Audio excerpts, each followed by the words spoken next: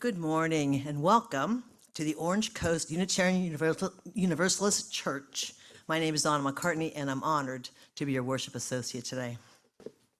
I'm joined by our minister, Reverend Sian Wiltshire. She's back, yay! Yeah. Steve Morihito, let me try that again.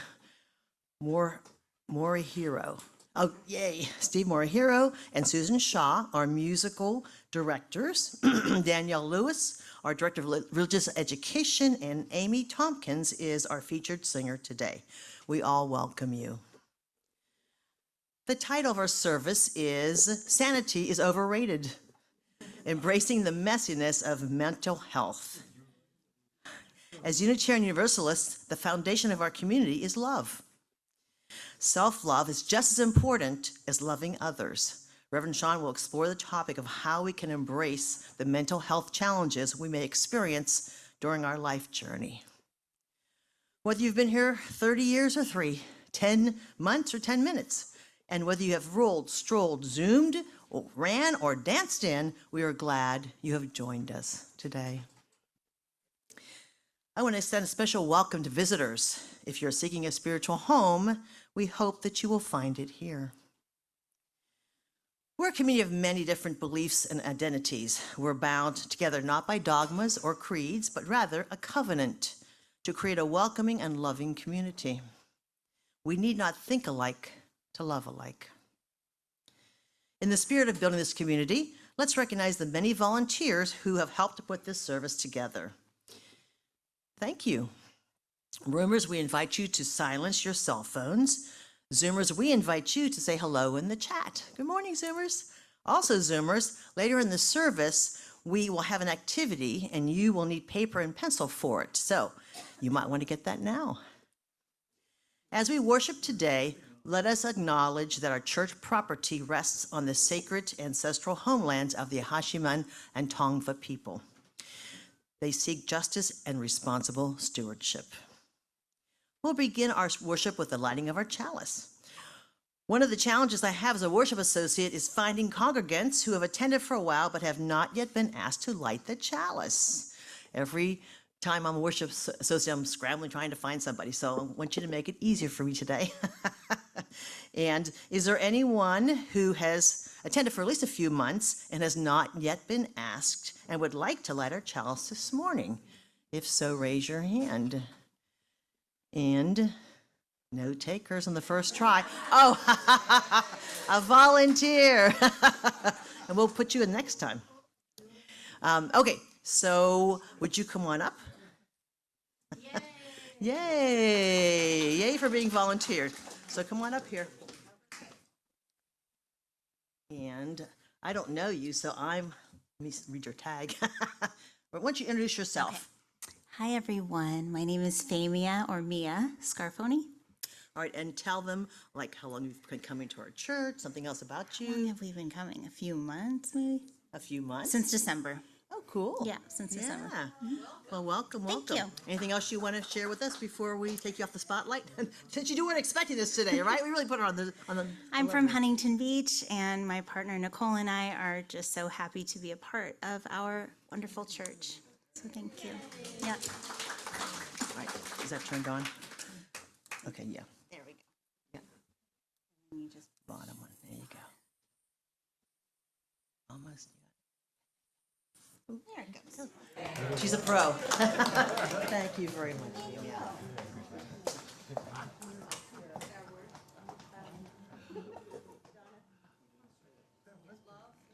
Oh, everyone together. And service is its law, to dwell together in peace, to seek truth and love, and to help one another. This we affirm together. Thank you, Kathleen. Okay, so please rise in body and spirit and join our choir in singing our opening song.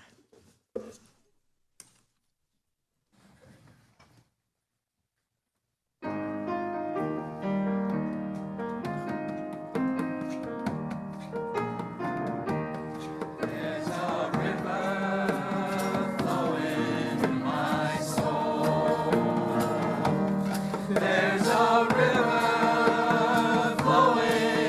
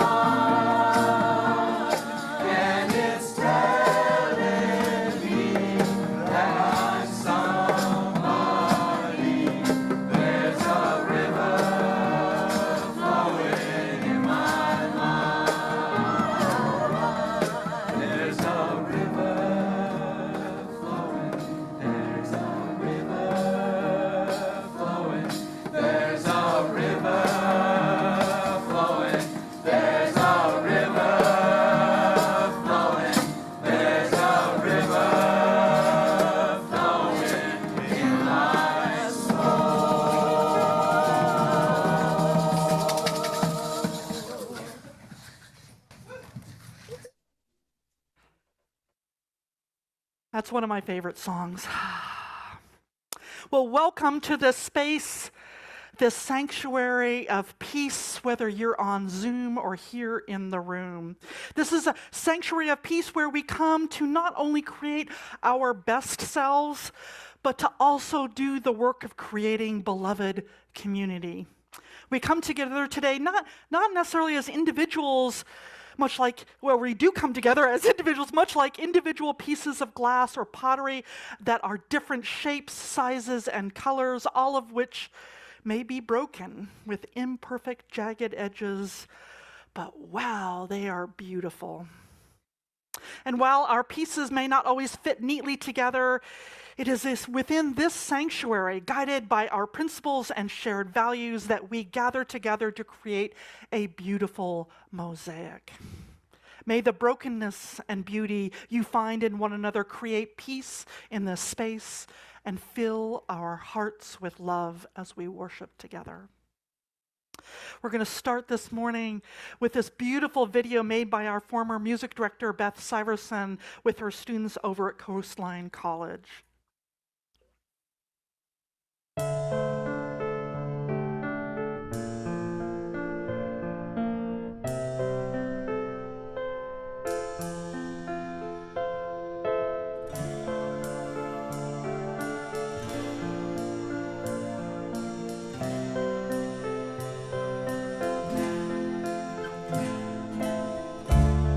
People say you are hopeless.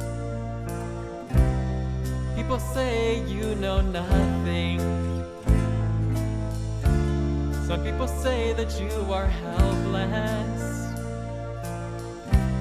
Some people say that you will never succeed or be something. You're autistic, you're optimistic, but it's just lies. You're disabled, you're incapable. I don't know why people don't think I am normal, I am able, I am just like you too. I am hopeful, I am faithful, I can do all that you do, but you don't see. You judge me 'cause you don't know the real me.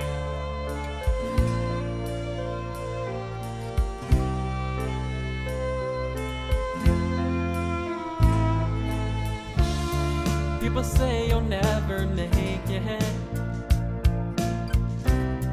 People say you need more help. Some people say that you're disabled. Some people say that you are mentally ill and unable to have your own life, to have independence. You're full of it. To have success in life, to handle pain and strife, will take a hit. 'Cause I am normal, I am able, I just like you do.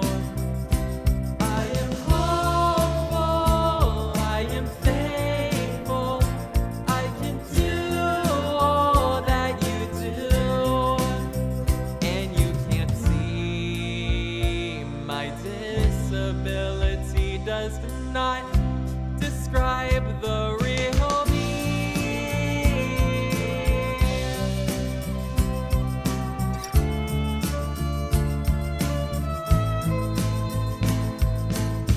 My disability is not a crutch.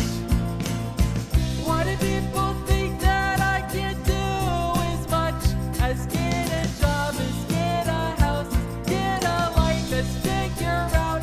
I don't care what you think of me, because I am normal, I am able, I am just like you too.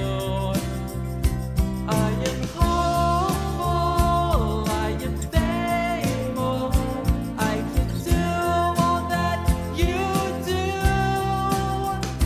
I am normal, I am able, I am just like you too.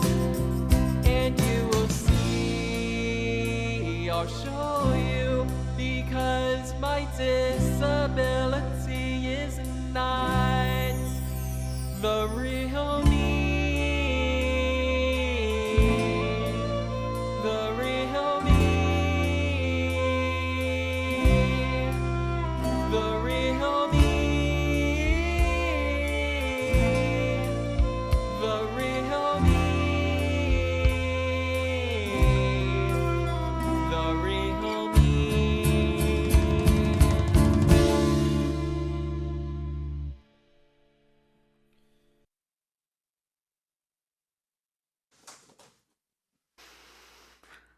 We'll be referring back to that a little bit later, but right now we have our Time for All Ages story. It's a story that's There's No Such Thing as a Dragon by Jack Kent. So, Billy was surprised one morning when he woke up to find a dragon in his room. The dragon was about the size of a kitten, and it wagged its tail when Billy patted its head. Well, Billy went downstairs to tell his mother, but his mother said, "There's no such thing as a dragon." Billy went back up to his room and began to dress. The dragon came close to Billy and wagged his tail. But Billy didn't pat it. If there's no such thing as something, it's silly to pat it on its head. So Billy washed his face and hands and went down to breakfast. The dragon was bigger now, almost the size of a dog. So Billy sat down at the table and the dragon sat on the table. This sort of thing was not permitted, but there was not much that Billy's mother could do about it. She'd already said that there was no such thing as a dragon, and if there's no such thing, then you can't tell it to get off the table. Mother had made some pancakes for Billy, but the dragon ate them all. Mother made some more. Dragon kept eating them. He was quite as big as Mother by this time, and he made himself comfortable. Billy only got one of them. He said that's all he really wanted anyways.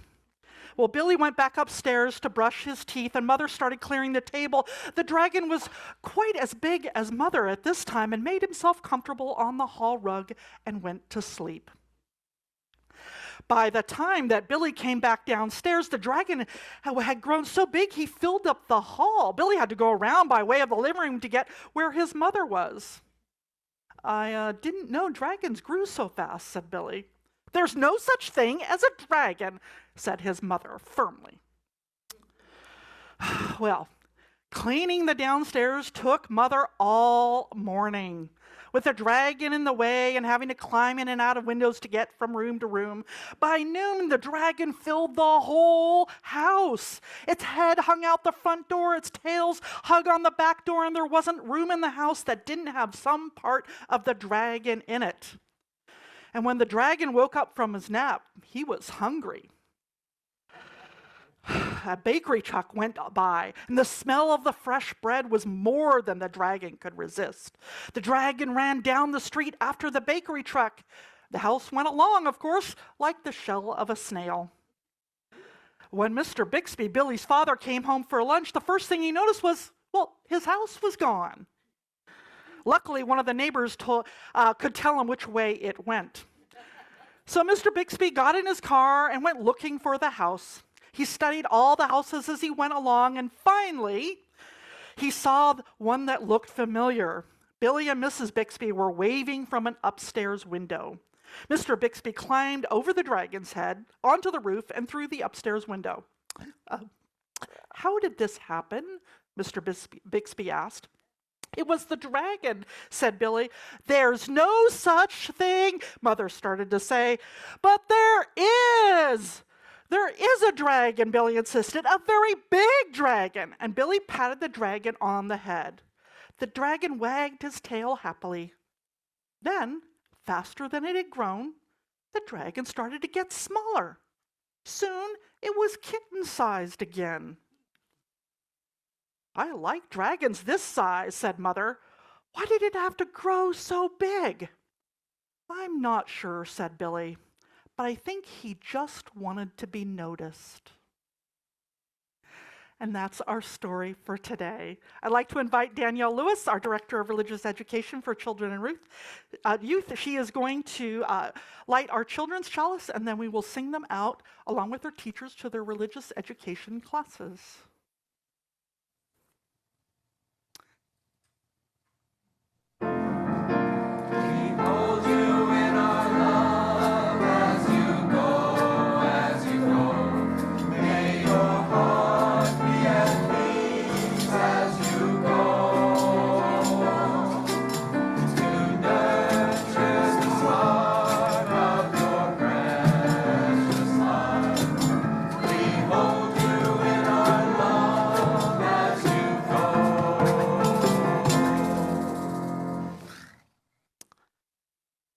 All right, I've got a fun quiz for you this morning. Okay, so roomers, you should have on your seat a piece of paper that says quiz with 11 little places for you to put boxes on. If you need a pen, raise your hand. The ushers have a pencil they can give you if you need one, okay? So go ahead and raise your hand if you need one. Zoomers, if you haven't done it already, I invite you to go get a piece of paper and a pencil if you haven't done so already. All right, so it's a little test this morning. Don't worry, you're not going to be graded on this. I'm not going to tell you what it actually does yet, because that would spoil the fun. But it's a kind of personality quiz, as it were, okay?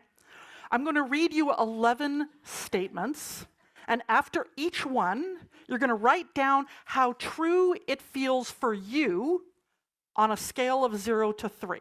Okay, so 0 being I strongly disagree, right? 1 is I kind of disagree, not really. 3 is, yeah, okay, I can kind of see that. And then 3 is I strongly agree, yep, that's me, okay? Now here's the thing. This is not scientific, this is just a tool for reflection. And do not show anyone your score. Unless you want to later after you find out what it's about, okay? All right, so the first statement, all right, Zoomers, I hope you're ready. All right, the first statement, I rarely plan ahead. I'm a spur-of-the-moment kind of person. Scale of 0 to 3. By the way, don't overthink this. I know, we're UUs, you're going to do it anyways, but, you know, try. All right, second one. Cheating on a partner is okay so long as you don't get caught. Don't put down what you think you should, but what you actually think, okay? Number 3, if something better comes along, it's okay to cancel a long-standing appointment. If something better comes along, it's okay to cancel a long-standing appointment. 4, seeing an animal injured or in pain doesn't bother me in the slightest. I know Maureen's answer to that one. All right. Driving fast cars, riding roller coasters, and skydiving appeal to me. Okay. Number 6. If it doesn't matter to me if I have to step on people to get what I want. It doesn't matter to me if I have to step on people to get what I want. All right. Number 7. I am very persuasive. I'm good at getting people to do what I want. I'm very persuasive. I'm very good at getting people to do what I want. 8. I'd be good in a dangerous job because I can make decisions quickly. I'd be good at a dangerous job because I can make decisions quickly. 9. I find it easy to keep calm when others are cracking under pressure. I find it easy to keep calm when others are cracking under pressure. Number 10. If you can con someone, that's their problem, they deserve it. If you can con someone, that's their problem, they deserve it. All right. And the last one, when things go wrong, it's usually someone else's fault, not mine. When things go wrong, it's usually someone else's fault, not mine. Okay. Now, add up your score. Put the total at the bottom. Don't show anybody. All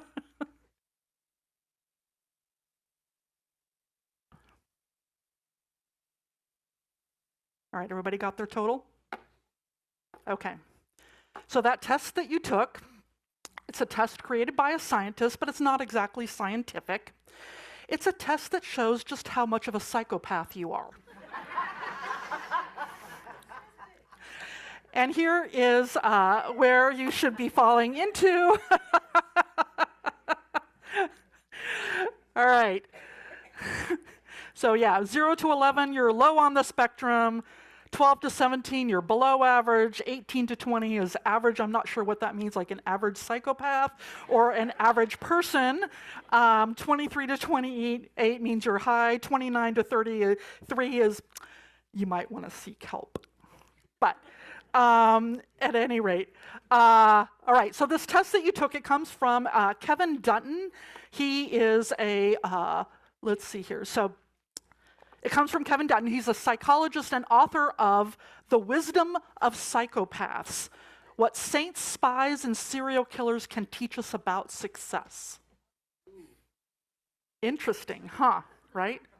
And he says, what saints, spies, and serial killers, because according to him, some of them have the same traits, interestingly enough, okay? Now, he suggests that psychopathic traits like emotional detachment or risk-taking aren't always dangerous, right? In some cases, they help people to do courageous or high-stakes work, like spies, right? And even saints. And he even speculates, and I know some of you are going to find this amusing, but some of you will not. He speculates controversially, okay, that St. Paul may have been a psychopath. Because, okay, that at least he had psychopathic traits. Because, for example, right, when he was persecuting Christians, he felt no remorse for it. And he says that, right? He didn't fear danger. He kept going back to Rome when he knew they were going to put him in jail, right? He was very persuasive. Wherever he went, he started new churches. And he didn't always get along with the local leaders like Peter, but he changed the world, right? And you can argue whether or not in a positive or a negative way, but I just find that kind of fascinating. And this isn't to diagnose Paul or any of us, it's to show simply that the traits we associate with mental illness exist on a spectrum, right?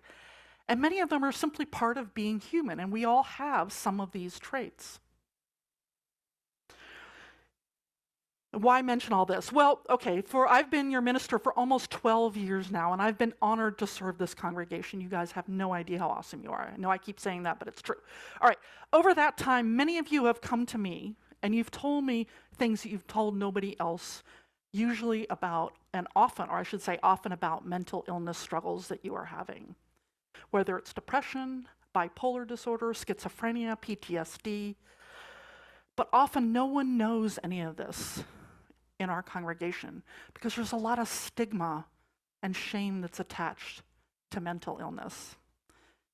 And I get that, right? This is why I told you not to show anybody just in case, right? But today we want to talk about this, not to diagnose or fix anyone, but to tell the truth and to begin to heal the silence that we have around mental illness. Because our culture likes these tidy little boxes, right? Like bipolar and schizophrenic and depressive or sociopath, psychopath. But in doing so, we're in danger of taking away people's full and beautiful humanity by putting these labels on people. And not saying that they can't be helpful at times, but they can also tend to put people in narrow boxes, right? And part of the challenge of this is something called the DSM, which many of you are familiar with. It's called the Diagnostic and Statistical Manual of Mental Disorders. It is the tool that almost every therapist, psychologist, psychiatrist, and insurance companies use for diagnosis, right? And it's a tool, right? But it can also be a really flawed one.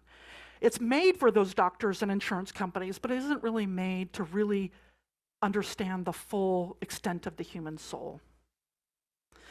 Let me give you some examples. I remember one time I went to go see a therapist because I was dealing with some mother issues. We were fighting and I had to figure out how to put up some good boundaries and things. And so I went to the therapist and she said, you're going to see a label on your insurance thing. Don't worry about it. And I got my insurance form and it said something about depressive disorder. And I was like, what? Really? Am I depressed? Like what's going on? This is a disorder? I just want to talk about my mom. I just need someone to talk to about these things. And that's the problem with some of these labels that they can hurt. They can make people feel like they're other, right? That autism is in the DSM, and it's not a mental illness. It's a form of neurodiversity. In other words, as James sang, it's normal. It's simply a different way of being human. That's what he was singing about. I am normal. Now, some people have wondered, why is it in the DSM then? Because a lot of therapists, psychologists, and sociologists, they all know that it's not one, right? Well, it's in there because insurance companies require it if you're going to get help, right? Homosexuality was classified as a sociopathic personality disturbance. Back in 1952 is given that label. And then in 1973, a wonderful man by the name of Ronald Gold, he was an activist for positive gay images, he gave a speech before the American Psychiatric Association, famously called the "Stop It, You're Making Me Sick" speech. And that's when he basically talked about the harm of these labels on people. And it was removed that year from the DSM. Yeah. Right? Transgender identity was considered a mental disorder until 2017, not that long ago. It is now only lists what's called gender dysphoria, okay, which focuses on the distress that arises when a person's inner sense of their gender identity doesn't align with the sex organs that they were assigned at birth, right, or that they had at birth. The APA is clear that gender dysphoria is not a mental illness, however. It can lead to anxiety, depression, and other mental health issues due to societal and parental pressures and internal conflicts. And you should know that not every trans person experiences gender dysphoria. So it's important that we recognize that how we understand mental illness is shaped not just by science, but by culture, by politics, by prejudice as well. Like physical illness, however, mental illnesses, even the severe ones, some of them are chronic and others are temporary. Some of you know about my friend Jewel, who is absolutely wonderful, amazing woman. She's one of my great friends. She experienced a psychotic break due to stress. She was at her work and she takes it so seriously. She got so stressed she couldn't sleep. Because she didn't sleep, she was dealing with all of this, and it literally got to the point where she was thinking of suicide. She got paranoid, all of these strange things. And with support and treatment, she's now absolutely thriving. So it can be temporary, even what seems really severe.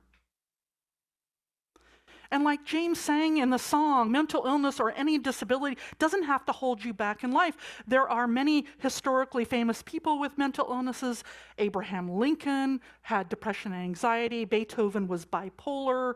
Maya Angelou had PTSD. Charles Darwin was OCD, which kind of makes some sense, doesn't it? He was a very good scientist. Very, very good. So mental illness does not define us. It's just one part of who we are. You know, in the musical affirmation day, James calls the label autistic a lie, not because he isn't autistic, but because it doesn't define the real him. And it's the same thing about any mental illness that we have or those that we love have. You know, one of our shared values in Unitarian Universalism is equity, right? And equity says we declare that every person is inherently worthy and has the right to flourish with dignity, love, and compassion. And that's, thank you. And that's what I want for everyone here, is to flourish with dignity, love, and compassion. That includes people with anxiety, depression, or any invisible mental illness. So I want to ask you, who here knows someone who struggles with mental illness? Oh, come on, y'all do. Raise your, yeah, there we go, okay. Yeah, to all of us, we all know someone who's dealing with mental illness if we haven't ourselves even dealt with it. And maybe it's a loved one, and maybe it's you. So I want to invite you into just a moment of reflection about that. So I want to take a deep breath. This is our little meditation, a short meditation this morning. Deep breath. You can soften your eyes if you like. I want you to think of someone that you care about who has to live with mental illness.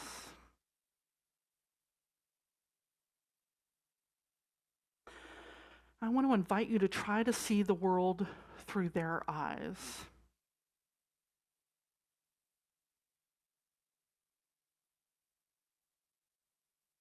To think about the effort to show up, the fear of being judged, and the resilience that maybe they don't get credit for.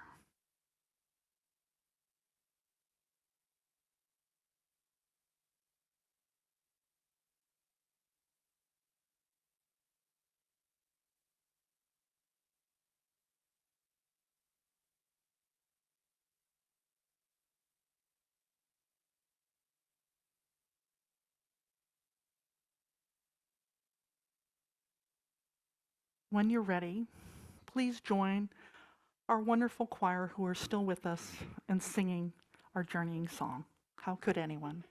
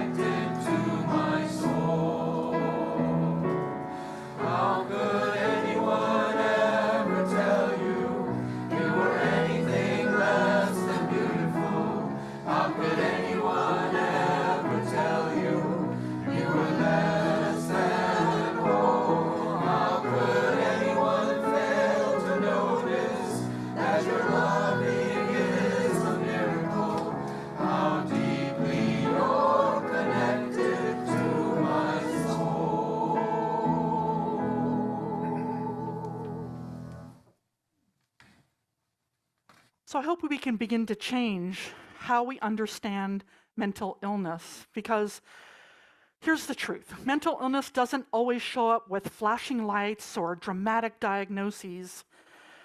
And yes, I've been talking about some of the big names, the big conditions today, like schizophrenia, psychopathy, bipolar disorder, but mental illness often shows up in much more subtler ways too. The quiet, familiar, and persistent ways, like a dragon curled up in the corners of our minds. And sometimes this dragon is born from trauma, not just capital T trauma, like abuse or war or crisis, but the lowercase t trauma, chronic stress, emotional neglect, shame, small wounds that fester over time.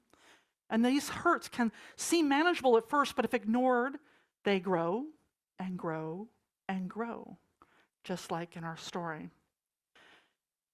Now, Dr. Rebecca Dupas wrote a poem called How to Slay a Dragon, and I think it illustrates some of this very well.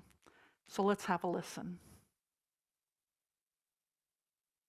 She said, "Oh, how long you been doing poetry?" I said, "Many years, more than 20.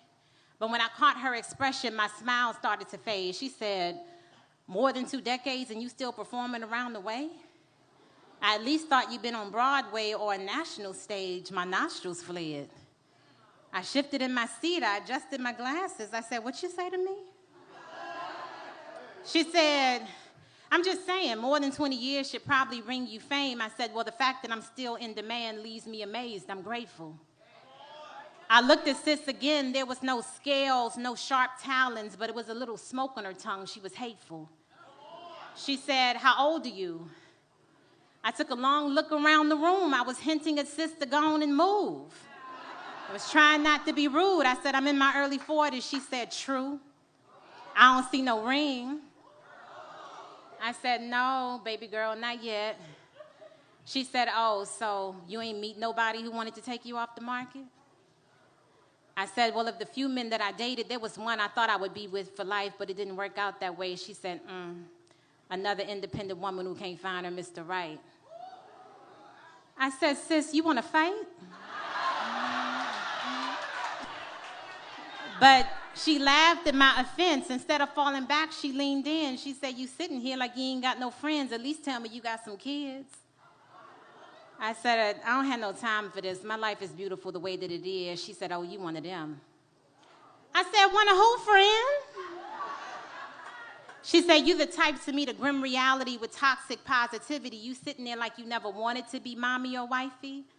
I said, "You're talking to a woman who has a radical acceptance for whatever God has for me." I said, "Honestly, I'm at peace." And I remembered I didn't even have to be in this woman's vicinity. I started to gather my things up quickly. I said, "For the record, I didn't enjoy your company. But since you forced yourself upon me, the least you can do is tell me your name." Sis gonna say same. I said, "Same as what, girl? Stop playing." She said, "Same as the woman that I'm talking to, boo." She said, "Sis, I'm you. I'm the dark corners of your brain. I give voice to what your subconscious be saying." She said, "You met a lot of hurt people who wanted you to feel the same. You used to ignore it, but now in the quiet corners of your day, you start to regurgitate all of the negative things they used to throw your way." She said, "Look around, sis, I'm not even here. But I'm glad that you can hear your inner thoughts really are that rude. You need to get to therapy and get them people's opinions up off of you. Because I know your life is beautiful, but the question is, do you?" She said, "Right now, you sounding like your own biggest hater. And I wanted you to know that until you let their opinions go, you are the only dragon that needs slaying." Thank y'all.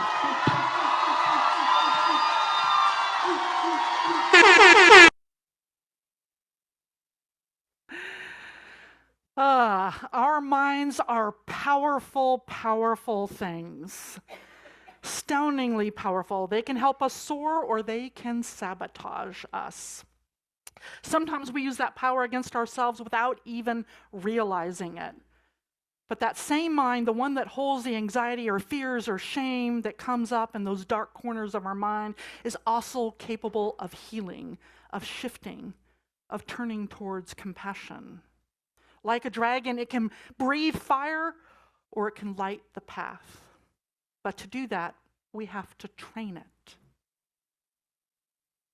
All right, I'm going to ask for 6 volunteers to come up here to do a fun exercise. All right, we got one back there, Damon. All right, Zoe, come on up. All right, we've got you two there. All right, Dave. Anybody else? We need one more. All right, Kathleen, come on up here. All right. I was going to have everybody do this, but I thought, oh, maybe we'll just do a demonstration here. All right, let's pair up, okay? Zoe, do you want to go over here with Gina? Okay.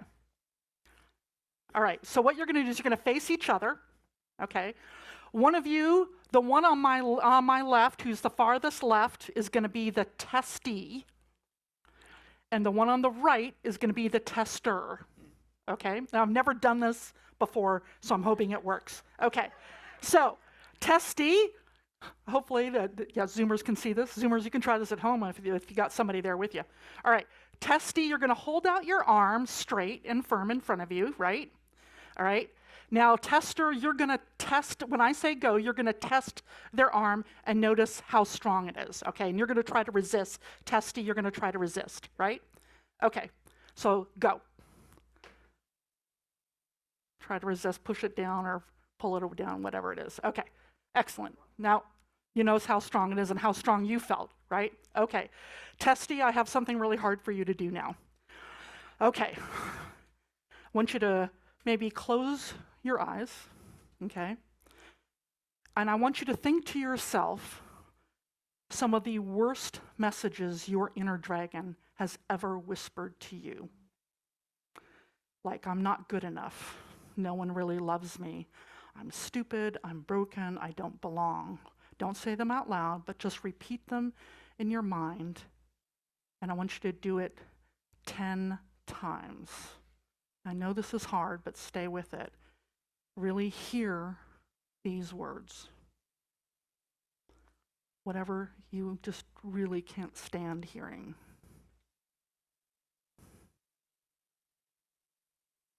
Open your eyes when you're done saying it to yourself 10 times.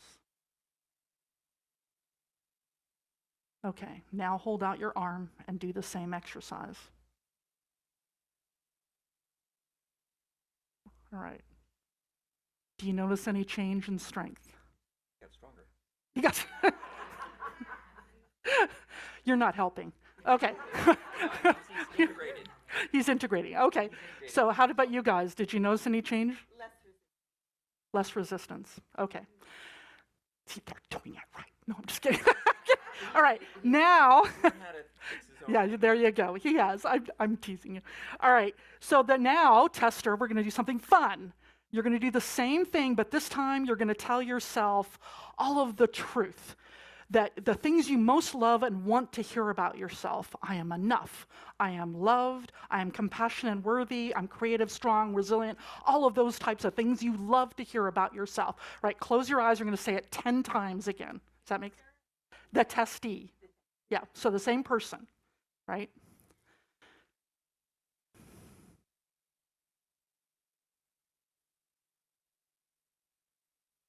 You're awesome. You're amazing. Do great things. When you're ready, you said it 10 times, you can open your eyes. Get weaker. Okay.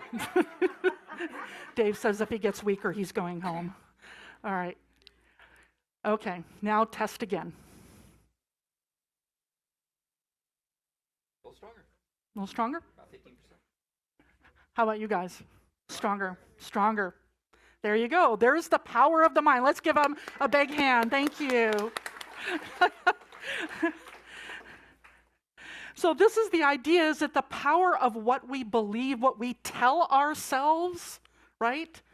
The mind, it doesn't just shape our emotions, it shapes our physical selves, our hearts and our spirits. And it's important to recognize the power of this mind. What you tell it, it's like a child. It doesn't know any better whether you're joking or not. Okay? All right. Well, all of us carry some kind of childhood hurt, right? It's nearly unavoidable Children interpret the world in self-centered ways, not out of arrogance or anything like that, but because that they don't really know how the world really works. So when a parent yells or leaves or is simply too tired to give attention, the child doesn't say, "Oh, mom's really stressed. That's too bad." The child says, "It must be my fault."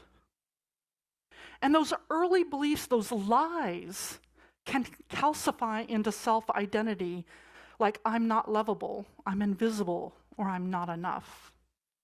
And as adults, those beliefs, they go underground. They're like a dragon that goes underground, hoarding their treasures.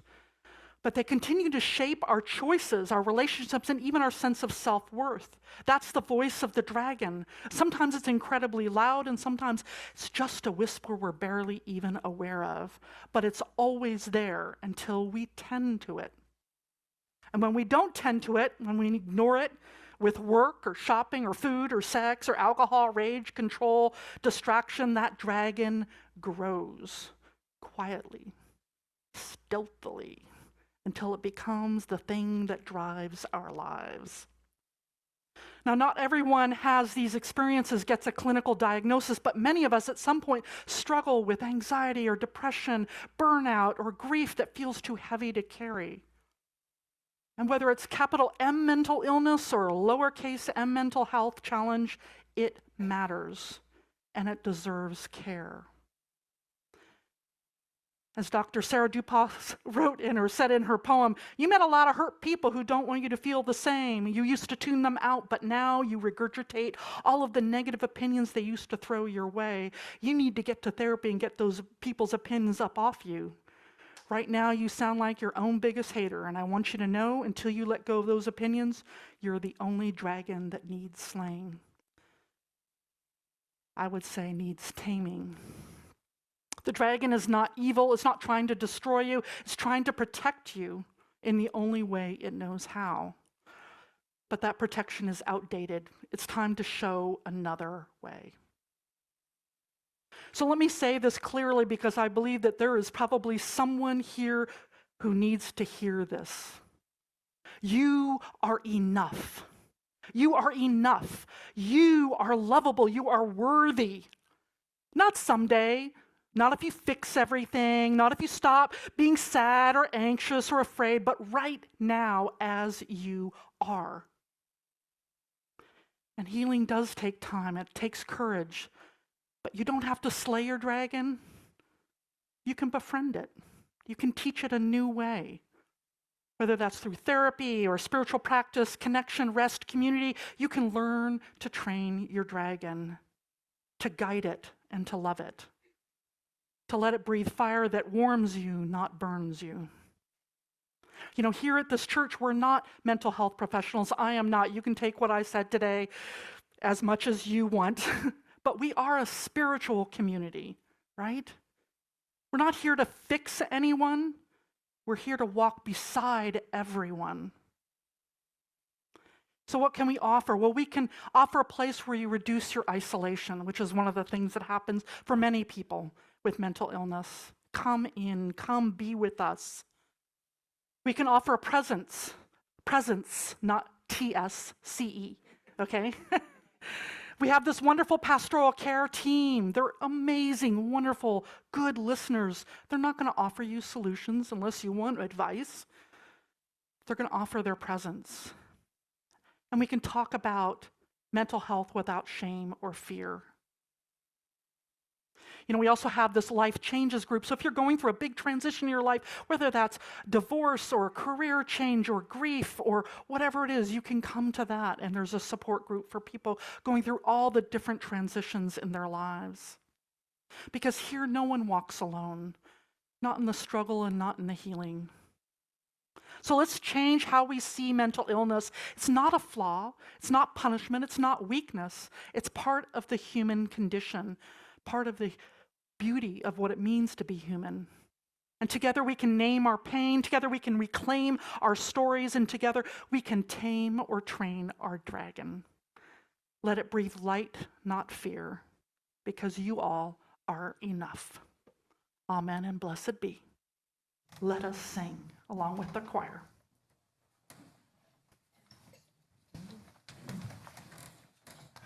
Please rise in body or spirit.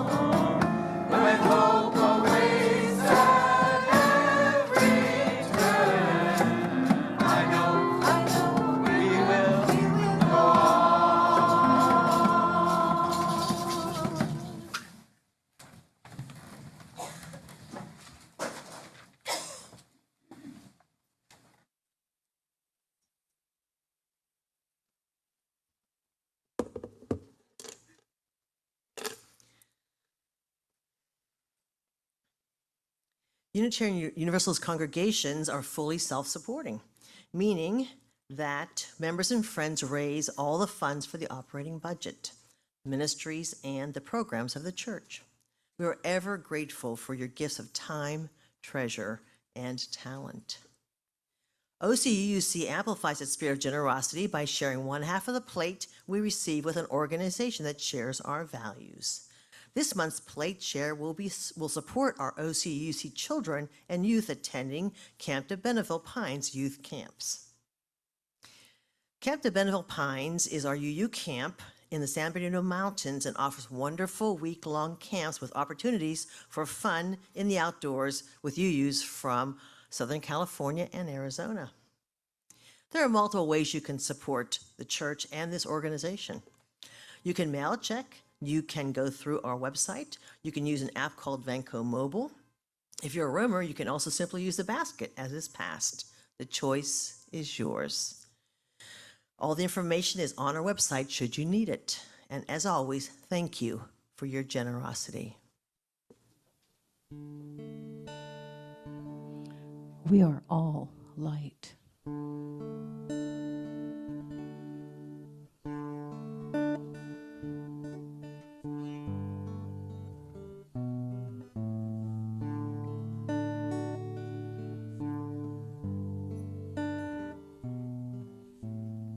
I am light, I am light.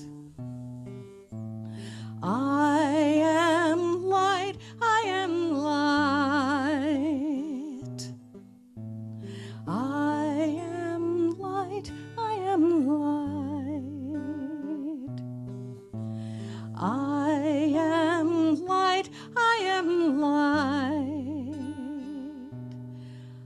I am not the things my family did. I am not the voices in my head. I am not the pieces of the dream I left behind. I am light.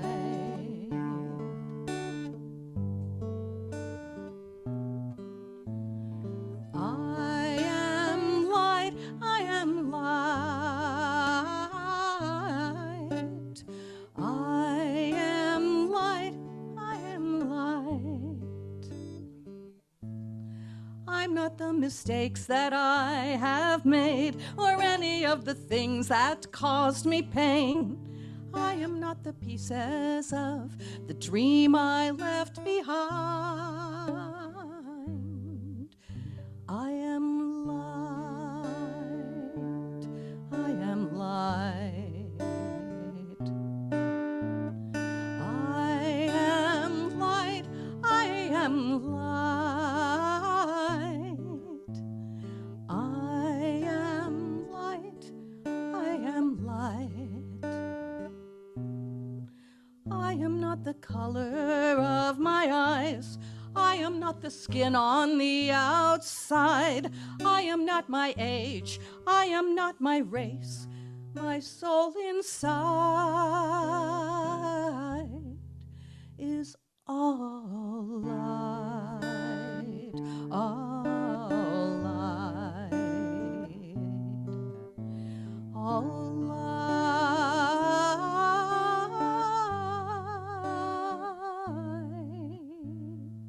I am light, I am light. I am light, I am light. I am divinity defined. I am the God on the inside. I am a star, a piece of it all. I am light. I am light.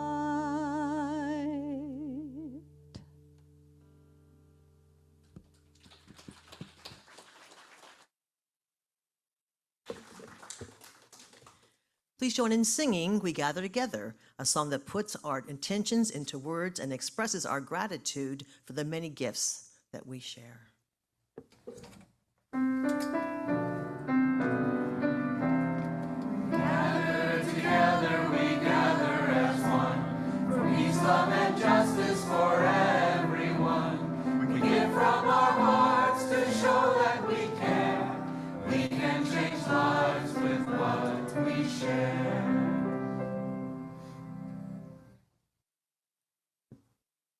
Wow, Amy, thank you. That was beautiful.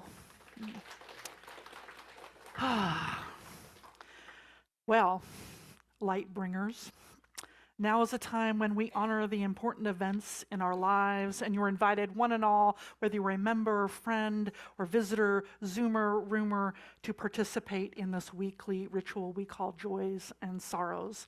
To begin, I'd like to invite Judith Stamper up here. She's one of our pastoral care associates. Remember I mentioned them? This is one of them. She's awesome. She's going to assist you in lighting if you should need it. So the idea is if you've come here today holding something close to your heart, moments from the last days, weeks, or hours, something that has struck you at your core, if you'd like to honor such a profound joy or sorrow, you are invited to do so. If you're a roomer, you're invited to come forward to light a candle. If you'd like to share your joy or sorrow out loud, you can write it on a slip of paper that the ushers have. If you didn't get one when you first came in, just raise your hand and they'll bring it over to you. And when you come up to light your candle, just simply hand that to me, and then I'll read them out loud at the end. And now, Zoomers, you are invited also to write your joy and sorrow in the chat here, and then Judith will light a candle for you. So as music is played, I invite you to silently offer healing or celebration as you feel called and according to your own beliefs. Please come forward.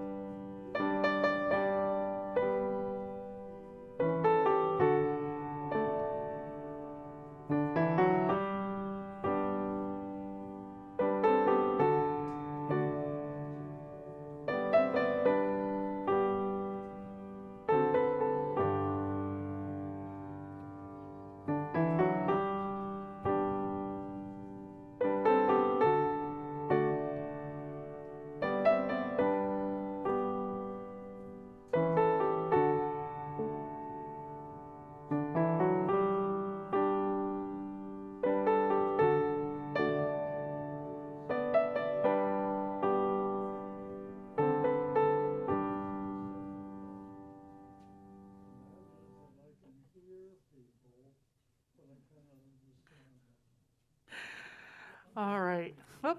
Thank you. Okay.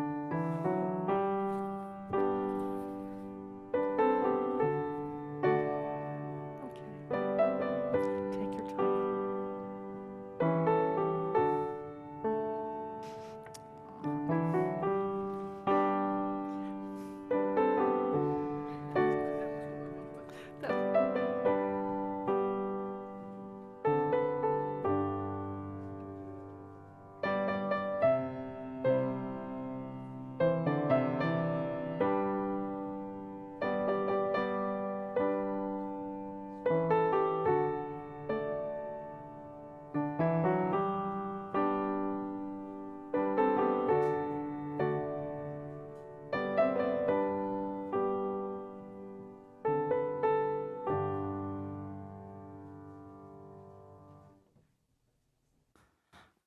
All right.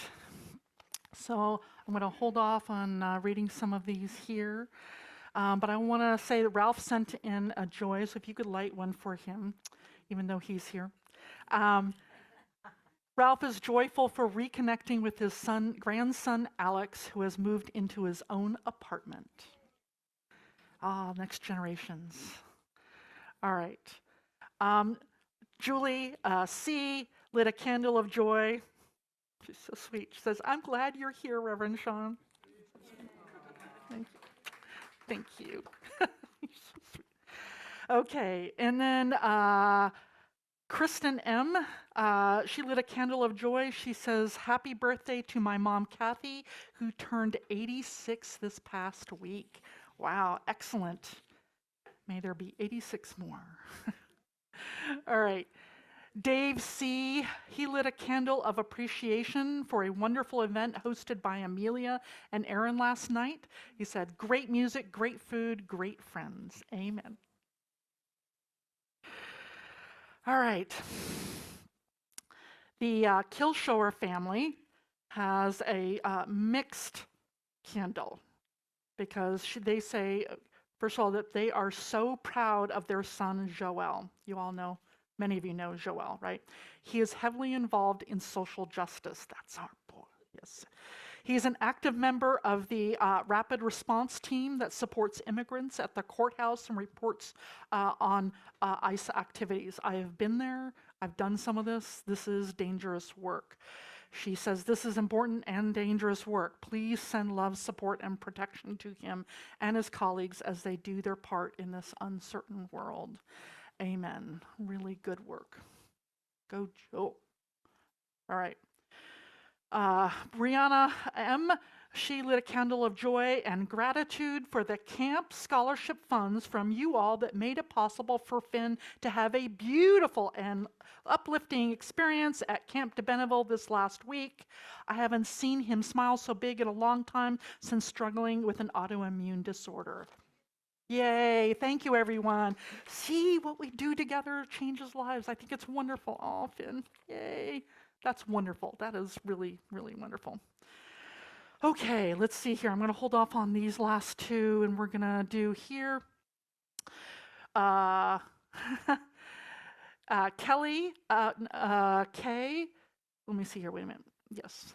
Kelly K. would like a candle of joy and of sorrow honoring the life of Joanna Macy, who died yesterday. And Francie C., she says, "Happy birthday to Beth Syverson Mason." If you didn't know, our former music director, Beth Syverson, changed her name. She and her wife, Jan, changed their last name to Mason. So there you go. And Lee Marie, she says she would like a candle of gratitude for the many ways that OCUC has helped me stay connected and cared for. Reverend Sean, Pastoral Care Team, Life Changes Group, Sermon Discussion Group, and the gift of being able to Zoom, attend service, as well as other events and activities. You are all an awesome congregation. What did I tell you? Right? Okay. Thank you, Lee Marie. I'm so glad. Let's see, and then Peggy P., she says, "Gratitude for this service that reminds me of the many qualities I admire in my son with Asperger's in spite of difficulties where we rub each other roughly." And Phyllis K., she lit a candle here. She says, prayers for Beth and Jordan. Healing prayers for Beth and Jordan. And this is a tough one. Please hold in love Lori M., who lit a candle of sorrow. She says, I'm very sorry to say that my 48-year-old son has lost his 1.5-year battle with cancer 2 weeks ago. It's not normal that a parent outlived their child. I'm really sorry, Lori.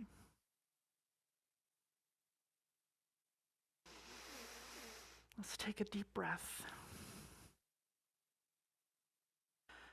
Let us hold in love all the joys and celebrations and all the hurts and sadness, the grief, both spoken and silent. Let our joys remind us to be thankful, our concerns remind us to hope, and our sorrows to remind us to connect with one another. Let all these moments remind us that we are not alone. I invite you to join Judith in a spirit of prayer or meditation.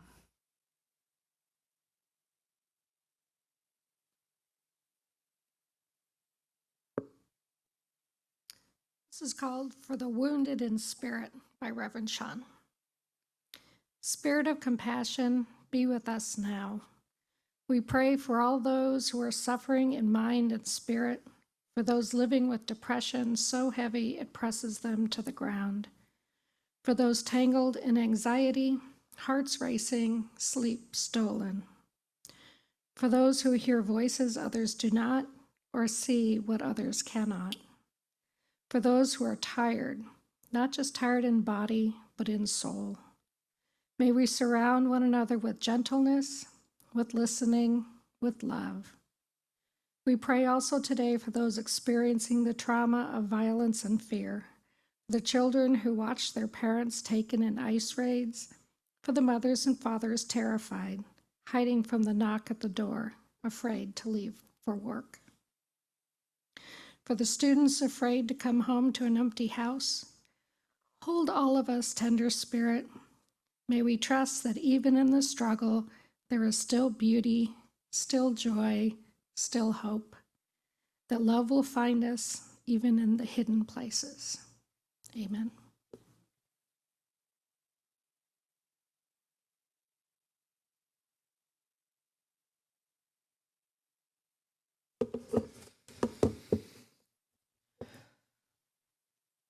Let us join together as we extinguish the flame of our chalice and say, we extinguish our chalice, not in light of truth, the warmth of community, or the fire of commitment.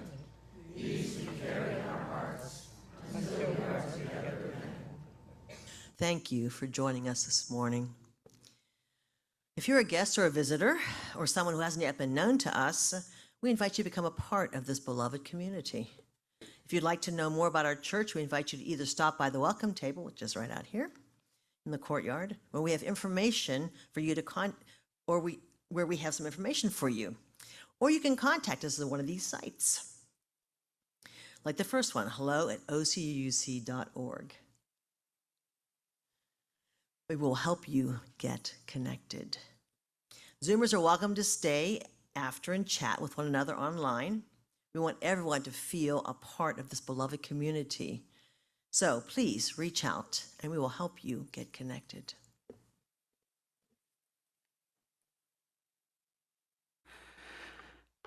And look at all these wonderful ways to help us get connected here. We've got Women's Circle today, Stitchwitz Drummers and Strummers rehearsal. Oh, work party next Saturday. Oh yeah, we're starting to think about moving into the new sanctuary. We need a work party to help clean all of these chairs and all sorts of other fun stuff to be going. So come out here next Saturday to help do some cleaning, if you don't mind. A lovely work party. So the thing that we're trying to do, so just so you know, I know that we were hoping that we would have sort of a soft opening next Sunday in the new sanctuary. That's not going to happen. We're still working on some issues. We still don't have the occupancy permit, even though everything's in there. I'm not frustrated. No, not at all. No, I'm fine. We're hoping the following week. So we'll tell you every week whether or not we think this is actually going forward, but we will definitely be in there. There shouldn't be any issue of us being in there by the grand opening, the 6th and the 7th. But you'll notice that we have the Celebration of Life for Marilyn Gist, our beloved Marilyn Gist. We've got that scheduled for Saturday, August 2nd, and I am very much hoping that will be in the new sanctuary for that, to honor this amazing, wonderful woman. And you're all, of course, invited to that celebration of her life. And maybe we'll sneak in if we get in there. But I'm just saying. Okay. The other thing to notice is that we now have a podcast. The sermons are being podcast. Nina, our beloved Nina, who's just amazing, technology guru, is putting all of the sermons online. So if you miss it or you want to listen to it again, you can do so. So go and check that out. So I think that is basically all of our wonderful announcements. So just remember what Amy told you, that you are light. That is the real you. All right, let's sing our real wonderful recessional song as we go out today.